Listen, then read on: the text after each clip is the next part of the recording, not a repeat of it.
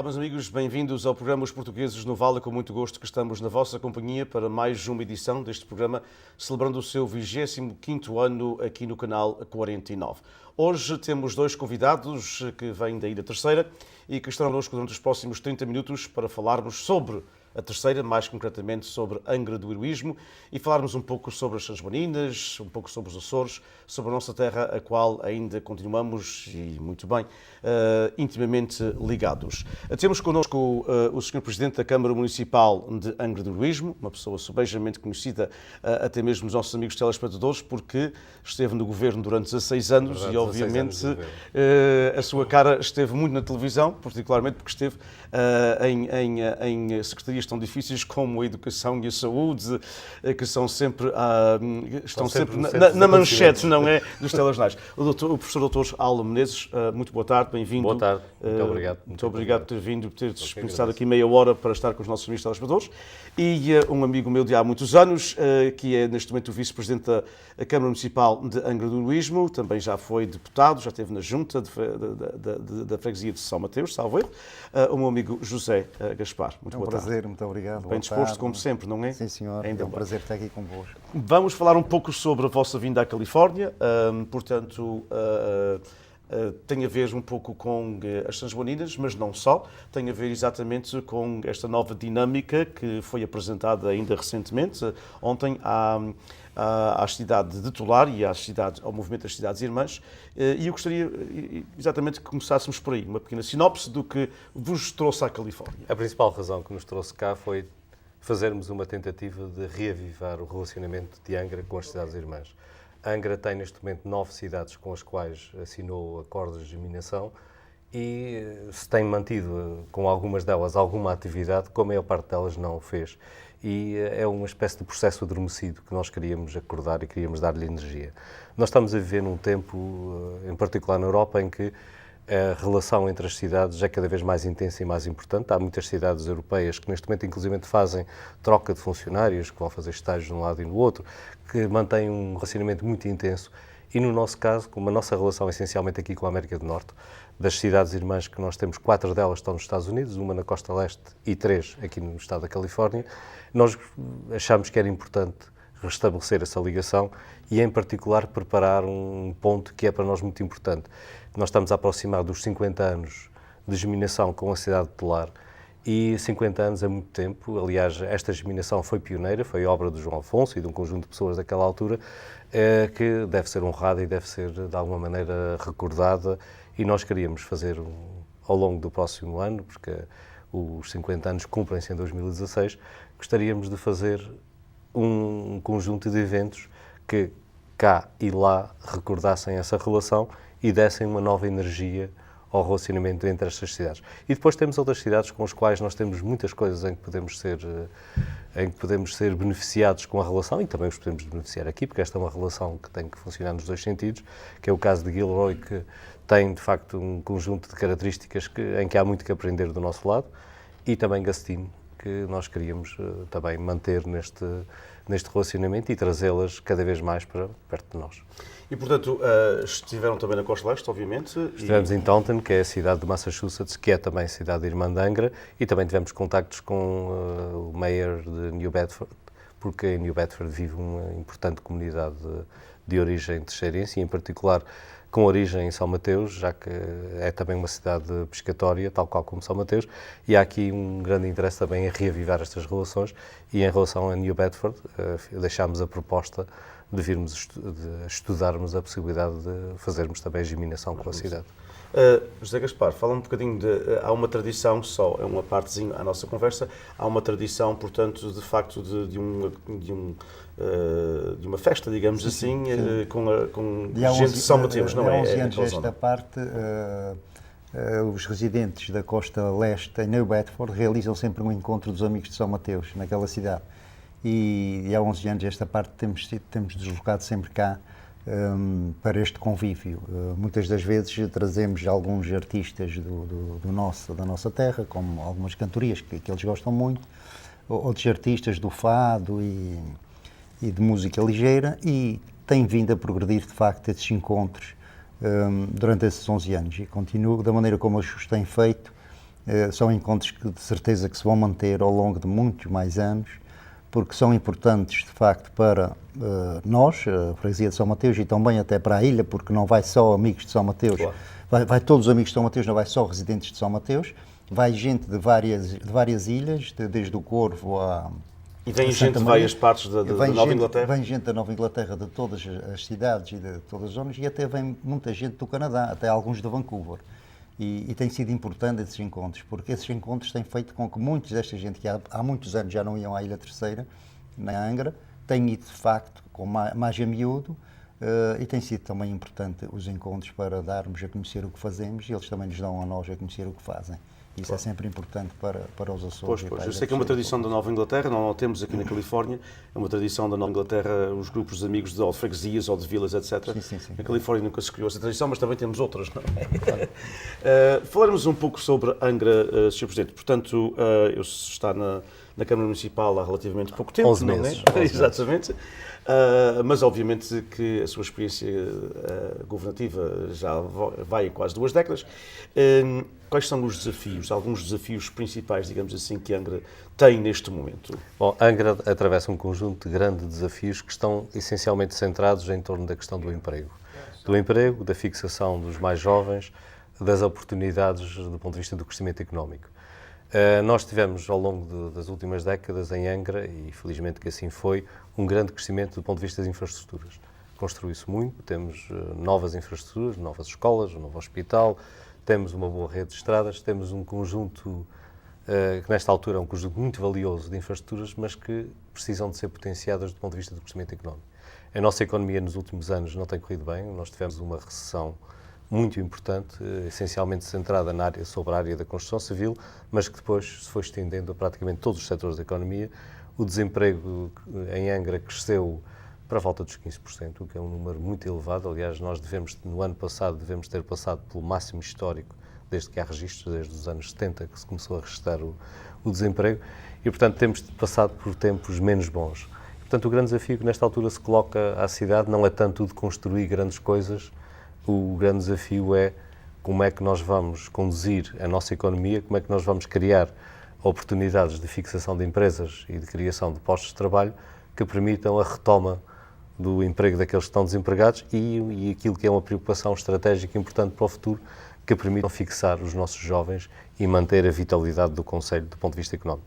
E isso só se consegue, de facto, com empresas, porque o emprego público já atingiu os limites do possível, aliás, provavelmente até já os ultrapassou, de maneira que temos mesmo que ter uma política voltada para a fixação de empresas, para a criação de postos de trabalho, e é neste momento o grande desafio que se coloca à cidade. Fala-nos um pouco sobre, porque obviamente eu sei que as pessoas conhecem o professor Dr. Alan Menezes, portanto esteve na Universidade vários anos e depois na Governação Regional e agora na Câmara Municipal, mas tem sempre uma ligação obviamente à Universidade, que foi a sua primeira casa, não é? E continua a ser a minha casa. E continua a ser a sua casa, exatamente. Fala-nos um pouco sobre a importância e talvez até uma certa renovação e algo que trouxe às cidades irmãs que foi extremamente bem recebido em Tolar, de uma possível renovação, digamos assim, ou revitalização do polo da Terceira da Universidade dos Açores. Bom, a Universidade... Fala um bocadinho, se não se importasse, de contextualizar o que o polo da Terceira, que as pessoas, os nossos pessoas podem saber. Eu começaria por contextualizar o que é a Universidade dos Açores. A Universidade dos Açores foi uma das universidades que foram criadas no país na sequência do 25 de Abril, na sequência da grande expansão que se introduziu no ensino universitário, e ela foi criada logo à partida com três campos. Um campus em Ponta Delgada, onde está a reitoria, portanto o campus principal, que tem a sua principal vocação na área das ciências sociais, ciências humanas, e na área, portanto isto inclui a economia e outras ciências de transição, e na área da biologia. Um outro campus, o da Terceira, que foi inicialmente uma escola voltada para a agricultura. Portanto, era um departamento de ciências agrárias e foi criado um pouco à imagem dos tradicionais colégios ou escolas agrícolas, portanto, com uma vocação no ensino em duas áreas fundamentais para a nossa economia, a área da agropecuária e a área da produção alimentar, portanto, todas as questões que têm a ver com o bom aproveitamento das oportunidades agrícolas. E um terceiro campus, na horta, voltado para as coisas do mar, voltadas para a oceanografia e para as pescas. Portanto, este foi o plano inicial da Universidade, foi assim que ela começou a funcionar em 1976, e depois, ao longo do tempo, ela foi tendo desenvolvimentos com avanços e recuos que lhe foram um bocadinho modificando o caráter. O polo de Ponta Delgada consolidou-se bastante, nesta altura tem cerca de 3.000 alunos, portanto é um polo com alguma maturidade, embora com alguns problemas também, não está isento de os ter. Entretanto, os 3 polos absorveram as escolas de magistério primário que existiam, que passaram do ensino médio para o ensino superior e foram absorvidas. Posteriormente, a Universidade também absorveu as escolas de enfermagem, a de Angra e a de Ponta Delgada, portanto, tudo isto hoje constitui a Universidade dos Açores, e a Universidade dos Açores, no fim deste processo, ou seja, hoje em dia tem um polo em Ponta Delgada com ensino razoavelmente diversificado, com uma oferta grande na área das ciências sociais e humanas, com uma oferta na área da biologia, com uma oferta na área da enfermagem. Tem na Terceira um campus que tem tido alguns problemas. Porquê? Porque nós temos alguma dificuldade em recrutar alunos. Claro. Nós às vezes temos tendência na Terceira a atribuir sempre a causa dos problemas a terceiros e acho que neste caso da Universidade a causa principal tem a ver com o nosso próprio enquadramento. Nós temos 55.000 pessoas a viver na ilha, cerca disso, e uma universidade para tão pouca gente não é fácil. Nós para mantermos viva a universidade temos que recrutar alunos nos Açores inteiros e inclusive fora dos Açores, porque só assim é que conseguimos manter os cursos. Nós nesta altura temos uma oferta no campus de Angra razoavelmente boa. Temos as nossas tradicionais ciências agrárias nas suas 2 vertentes, na vertente mais voltada para a agricultura e na vertente voltada para a pecuária. Temos oferta os anos iniciais de veterinária, portanto pode-se lá começar o curso. Depois temos um protocolo com uma universidade em Lisboa, onde os alunos vão acabar o curso, mas fazemos lá os anos iniciais.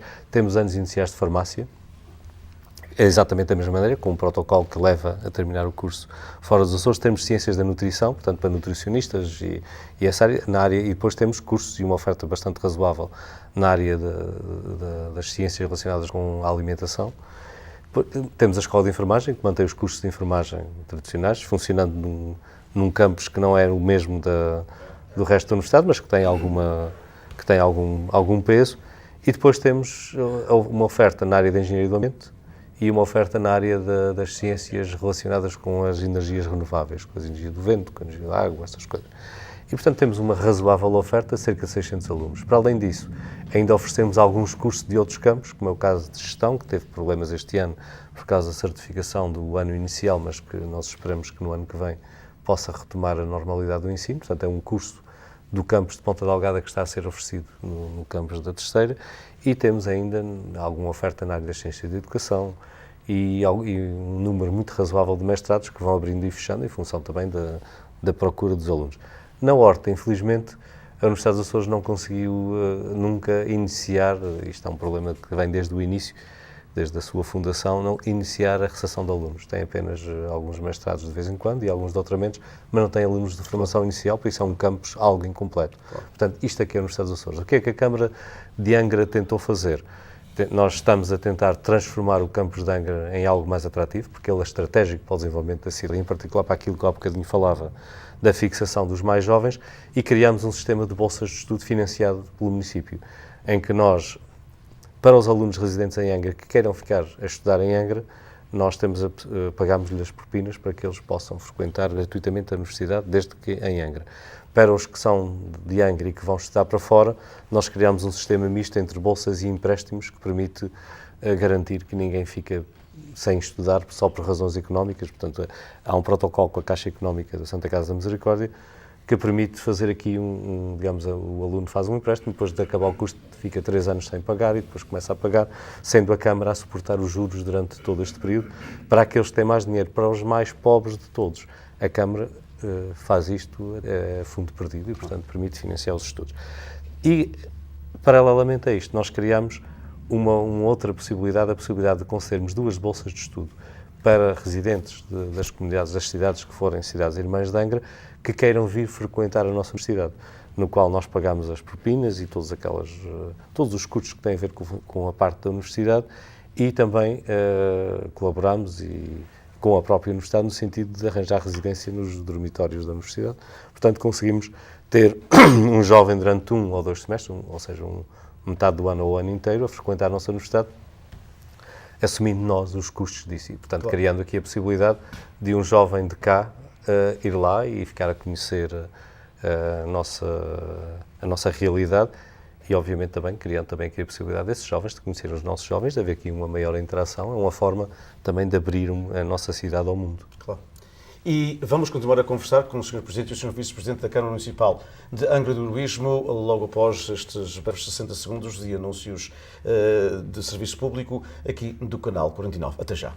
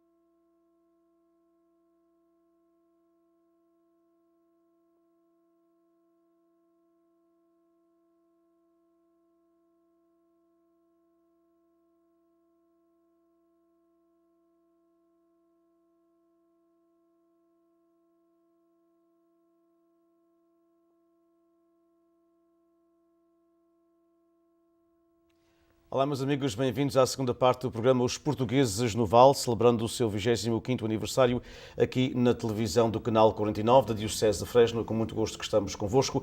E nesta segunda parte vamos continuar a conversar com o Sr. Presidente da Câmara Municipal de Angra do Heroísmo, o Professor Dr. Alan Menezes, e também com o Sr. Vice-Presidente da Câmara Municipal de Angra do Heroísmo, José Gaspar. É com muito gosto que estamos na vossa companhia e continuem, obviamente, a apoiar o Canal 49 para que possamos continuar ainda esta utopia de falar português na América e nestas nossas comunidades, porque este, para bem ou para mal, é o único programa que temos em televisão, em termos de rede aberta aqui no estado da Califórnia. E continuamos a conversar um pouco, falamos já da própria de Angra, falamos um pouco de São Mateus, falamos um pouco também da Universidade dos Açores e do campus da Terceira, extremamente importante para o desenvolvimento da ilha, não só de Angra, obviamente, mas do desenvolvimento de toda a ilha e dos Açores até.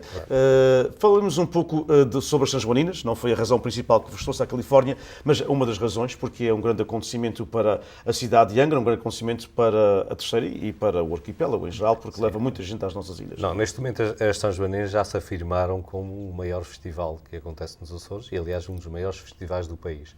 Nesta altura, as São Joaninas ombreiam com aquilo que de melhor se faz, do ponto de vista dos tradicionais festivais de verão, com o que acontece em qualquer lugar. E nós queremos manter essa pujança porque ela é importante também para a economia da ilha. A questão das São Joaninas não é apenas uma questão de festa, embora a festa, particularmente quando os tempos são difíceis, também tem o seu papel e é importante mantermos a festa, claro. Mas as São Joaninas são essencialmente um veículo de promoção da cidade, de promoção da ilha, de promoção do arquipélago e uma oportunidade económica para quem lá vive e, portanto, que tem os seus negócios e que aproveita aquele período para ganhar algum dinheiro que não consegue ganhar no resto do ano. Portanto, as São Joaninas são tudo isto. Nós, nas São Joaninas do próximo ano, resolvemos, até porque nos aproximamos destes 50 anos desta germinação e porque queremos dar algum valor a esta relação, que tem sido muito importante para o funcionamento das próprias São Joaninas, a relação com a comunidade imigrada, nós vamos dedicar as São Joaninas exatamente a essa comunidade. Portanto, o tema básico é esse.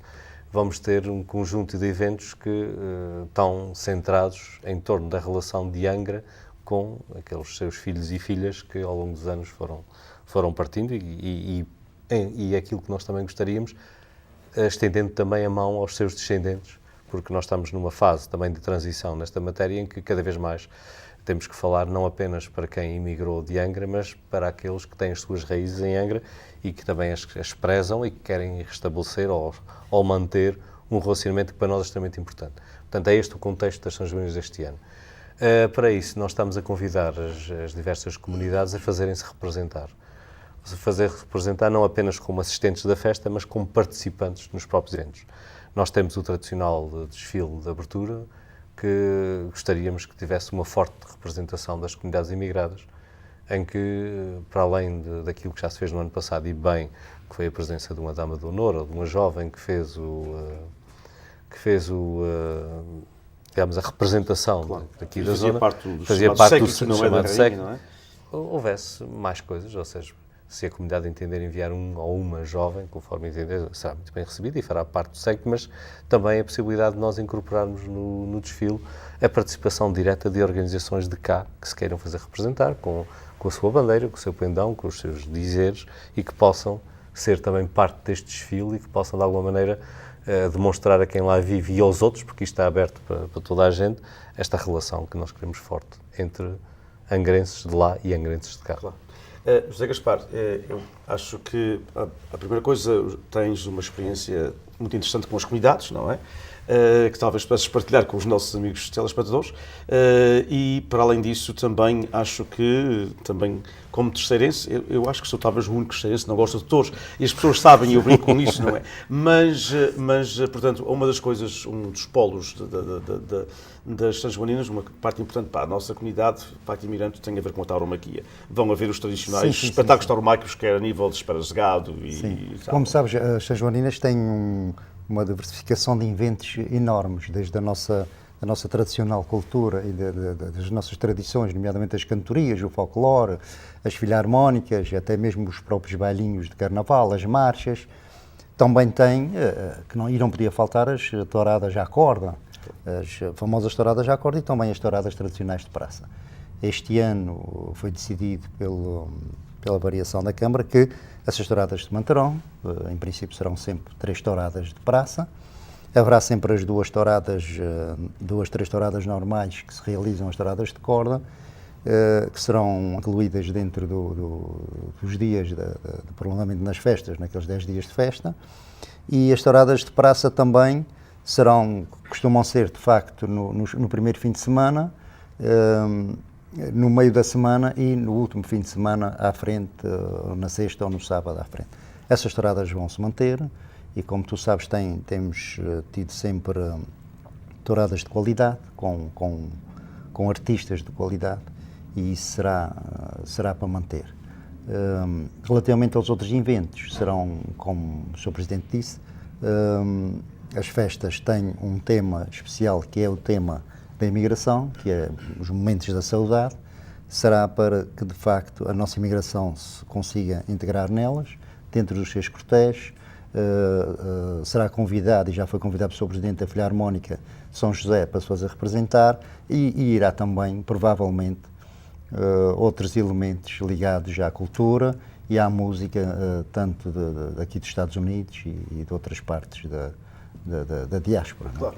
E acho que é um tema feliz, um tema importante, e nós já conversámos sobre isso, porque eu penso que neste momento, particularmente de viragem das nossas comunidades, porque a imigração estancou, como sabem, portanto, em 1980, quando houve o abalo sísmico, na terceira, eu estava na comunicação social na altura e havíamos um bocado de humor quase negro e quase perverso o nosso pensamento na comunicação social, é que não era que ainda bem que tivesse havido um abalo, mas já vem uma imigração nova, porque a imigração tinha estancado ali nos anos 74, 75, 76, particularmente a partir da autonomia, e, portanto, nós que estávamos na comunicação em 80 estávamos felizes da possibilidade de vir imigrantes. Não aconteceu. Vieram para atolar meia dúzia de famílias, não é, nos anos 80. E, portanto, há praticamente 30 e poucos anos que não há uma imigração consistente dos Açores, como houve os chamados êxodo dos anos 60, particularmente pós-Capelinhos, e antes, nos séculos XIX e XX. E há que haver esta nova ligação com os lusodescendentes. Eu gostaria, nos 3 minutos e meio que nos restam ainda, que falássemos um pouco sobre isso, porque eu sei que é algo que também preocupa o Sr. Presidente da Câmara, estabelecer uma relação com os filhos e os netos dos nossos telespectadores. Não é? Pois, nesta altura, a imigração, por razões várias, por razões que têm a ver com a própria evolução económica e também tem a ver com as leis de ambos os Estados. Claro, portanto, por razões várias, a imigração estancou, e é pouco provável que volte a ser o que era, e ainda bem que é assim. Portanto, nós também, esta imigração é sempre dolorosa por ambos os lados. Mas a questão importante aqui é nós percebermos que a economia dos Açores e a sociedade açoriana também evoluíram nestes anos, e evoluíram muito também graças à imigração. A imigração foi um potente fator de desenvolvimento dos Açores, e, portanto, há aqui um crescimento que foi um crescimento que foi conjunto. Nesta altura nós estamos, creio eu, a chegar àquele momento em que temos que mudar um bocadinho o discurso. Nós estamos a entrar, eu diria, na fase pós-saudade. Estamos a entrar numa fase em que o relacionamento entre quem lá ficou e quem para cá veio, tem que ser um relacionamento mais maduro, mais voltado para a procura de interesses comuns, mais voltado para a procura do conhecimento comum, da partilha de raízes, da partilha de história, e isso só se faz, de facto, com um discurso que tem que ser um discurso culturalmente mais aprofundado e para uma postura do nosso lado, e isso é um assunto que essencialmente diz respeito a quem lá ficou, uma postura de maior abertura à diversidade étnica que aqui se criou. Nós não podemos ter apenas um discurso voltado para quem sair de lá, temos que começar a falar para as famílias que têm lá raízes, mas que o marido é de um lado, a esposa do outro, ou vice-versa, e para aqueles que têm um quarto, têm um avô que era de lá e depois o resto dos outros cantos do mundo. E esse discurso tem que ser feito e é fundamental que nós mudemos rapidamente de agulhas para não perdermos esta relação, porque é uma relação que, com o tempo, naturalmente, as nossas vidas vão chegando ao fim e vamos perdendo atividade e, com certeza, desaparecerá se não houver esta energia. Claro. Nos poucos minutos que nos restam, eu queria primeiro agradecer a vossa presença, terem tirado tempo deste périplo, digamos assim, imenso pela Califórnia, para estarem aqui no canal 49 e estarem com os nossos amigos telespectadores. Queria de uma forma, não viram, queria de uma forma muito especial dar um aplauso aqui para o meu amigo El Pinheiro, que está ali como espectador, ex-mayor de Gilroy e um homem muito dinâmico nas nossas comunidades, que tem feito muito no norte da Califórnia, particularmente na sua cidade, na sua zona, e por ter tirado tempo para, portanto, acompanhar a visita. Da minha parte, eu também tenho que lhe agradecer, em particular ao Pinheiro, porque de facto ele tem sido aqui quem nos orientou e nos ajudou nisso, e também eu queria também aproveitar estes segundos para manifestar o meu apreço pelos diversos meios, em particular pelo Meir Macedo, aqui de Tolar, que numa situação complicada, com a morte de um familiar próximo, ainda assim tirou o tempo para nos receber e tirou o tempo para estar connosco, que de facto é algo que da minha parte tem que merecer um agradecimento muito grande e um apreço muito grande, porque de facto foi um grande esforço que ele fez no sentido de participar neste evento e, portanto, eu creio que merece a nossa gratidão de todos os açorianos. Pois muito obrigado por terem estado connosco. Foi um prazer tê-los no canal 49, um prazer estar convosco e vamos continuar a trabalhar em prol desta germinação que, como disse o Sr. Presidente da Câmara e o Sr. Vice-Presidente, é uma germinação que a partir de março de 2015, portanto daqui a uns escassos meses, estará a celebrar o princípio dos seus 50 anos. Gostaríamos muito mesmo que a nossa comunidade portuguesa e todas as associações fizessem parte deste movimento de várias atividades que vão acontecer. Um abraço para todos, foi com muito gosto que estivemos consigo. Até sempre no canal 49. Muito boa noite. Boa noite.